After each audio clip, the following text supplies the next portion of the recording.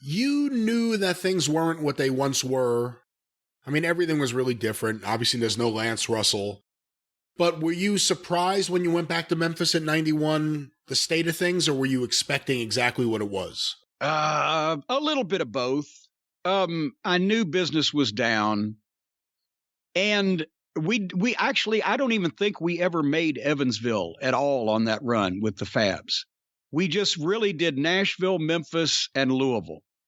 Louisville at that point still looked a little bit more like the old days, and Louisville had dropped to where the houses were half or a third of what they had been in the glory days when I first got started in business. Memphis had dropped to where they were a fourth or a fifth. So that was the biggest shock. Louisville held up pretty well and actually did till the end of the whole Memphis territory. And Nashville was going to be what Nashville was, anywhere from, 800 to 1,200 people on a Saturday night if the Fabulous Ones or Jackie Fargo was involved. But it didn't, when we started, when we went in, it was fairly brutal, but it got to about half of what it used to be. But Memphis was badly hurt at that point. Were there big differences in the fans in Memphis, Louisville, and Nashville? Just the type of fans that were attending the shows? Oh, yeah. I could tell, but probably to the untrained eye or somebody who'd never been in a territory before, it'd be a subtle difference. If you were from New York, well, they're all a bunch of Southern hillbillies, whatever. But honestly, Nashville, that was the roughest crowd. The fairgrounds was not in a great neighborhood. And it was the rougher crowd, and it was the smaller building, and they could get to you easier. And if you were going to have any issues at that point, it'd probably still be in Nashville. Louisville was really the same kind of cross section of people that had always been. You had weirdos, you had responsible people, you had professional people, and you had unemployed people. You had the whole spectrum. You just didn't have as many of them of each type as you had back in the day. And then Memphis was probably, of the three cities, that's where you had the biggest African-American attendance.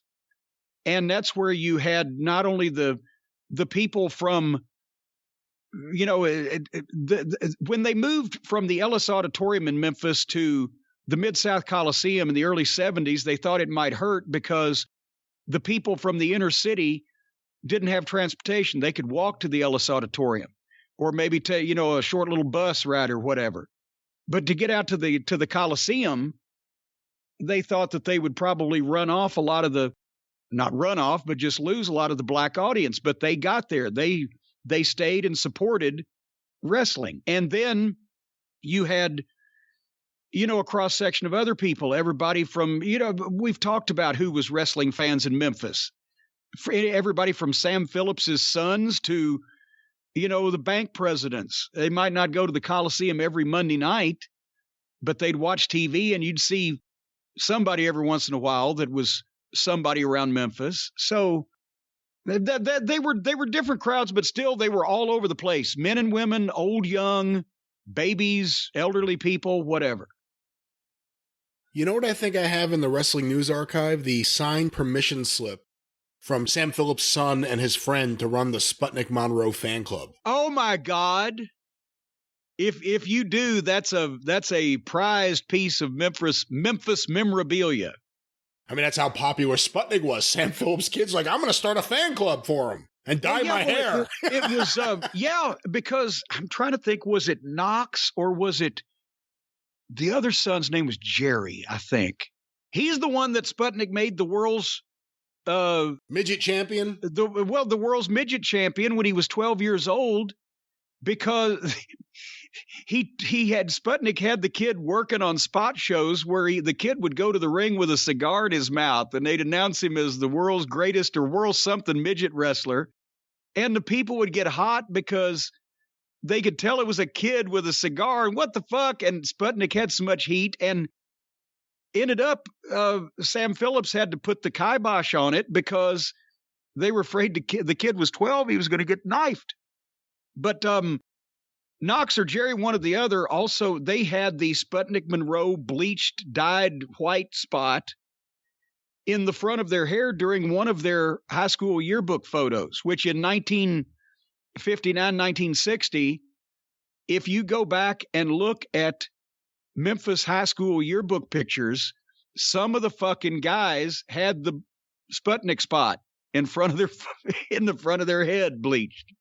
It was a goddamn mania.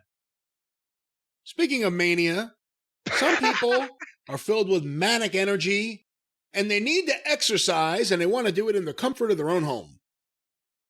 Well, I don't know how you got to Des Moines from Poughkeepsie, but nevertheless, we will continue with it. Folks, if you have a New Year's resolution, you want to get in shape, you want to be healthier, but you don't have time to get to the gym, or you don't want to go to a gym out in public and have people sweating and breathing their pathogens on you, well, right now, you can fulfill your New Year's resolution to reach your fitness goal and do it, as Brian so eloquently said, in the privacy of your own home with our friends at Echelon. Echelon is the affordable way to get the workout equipment, the workout community, and an instructor's motivation right in the comfort and privacy of your own home. Now, once again, the instructor's whip does not feel the same over the virtual consultation as it does in person. You won't get marks and welts, but still he's going to drive you to succeed. Folks, it is a Echelon. figurative whip. It is a figurative whip. Cool Whip. Echelon Fitness's fitness app provides you thousands of live and on-demand classes with great music from your favorite artists like Pitbull and Old Dominion. I thought that was a college. But anyway, if your Pitbull likes to howl along with your favorite music while you work out, whatever the case, I don't know where they're going there. With Echelon Fitness, you can work out anytime, day or night, and crush your fitness goals. You can pick your class. You can climb that tall, sharp, steep leaderboard. Use the grappling hooks and the ropes that are supplied with the equipment. Cheer each other on, give it your all, because Echelon Fitness's world-class fitness instructors are supportive, engaging, and fun. They really know how to get you moving. Sometimes they'll set your shoes on fire. Echelon Fitness's full range of affordable workout equipment, including stationary bikes, smart rowers, sleek fitness screens, and the ever-popular but apparently not dangerous auto-folding treadmill. Not dangerous. It's not dangerous. You just sit back and watch this thing fold and unfold all on its own. It's a miracle to behold. Pop some popcorn. Gather the whole family around it. But all of these pieces of equipment are connected. How are they connected? Not with chains or ropes, but they're connected to the Echelon Fitness experience. And they offer around-the-clock classes for the family, including full-body workout programs that'll keep you coming back. You wouldn't believe all the places on your body that they will work out. And one membership covers a family of 5, so if you don't have but one kid, you're going to have to get busy. But if you're in better shape, you ought to be able to produce a couple pretty soon. And right now, for a limited time only, podcast listeners of mine, not yours, Brian, but mine, get up to $650 off the MSRP and also off the price of these items. To get this exclusive podcast discount, you got to text the word DRIVE, D-R-I-V-E, to 818181. OU 812? No, not that, but instead 818181. That's what I say every time I come out of a Wendy's. 818181. That's the number to text DRIVE to get. What do you get? I don't fucking know. Hold on. 600 up to, all the way through and up to $650 off the price of some of this fine workout equipment that will keep your body functioning just like a Swiss watch. It will start ticking, and you won't know where it'll come from. Message and data rates may apply. See terms for details. Where can you see these terms? I don't know. That's in the details.